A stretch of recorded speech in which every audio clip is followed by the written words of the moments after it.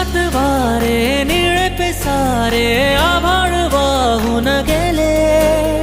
तुझ्यात मी अन माझ्यात तू, कसे दोघात जग हे